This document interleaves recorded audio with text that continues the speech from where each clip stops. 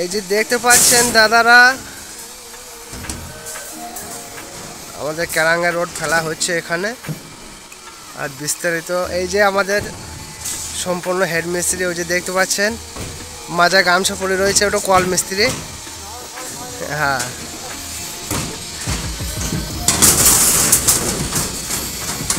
Twelve slab কেরাং ফেলানো হচ্ছে এখানে। তা আপনারা প্রথম থেকে লাস্ট পর্যন্ত সরাসরি দেখতে থাকুন, তাহলে বুঝতে পারবেন কিভাবে কি ফেলানো হয়েছে। এই যে দেখতে থাকুন আপনারা, তাহলে বুঝতে পারবেন।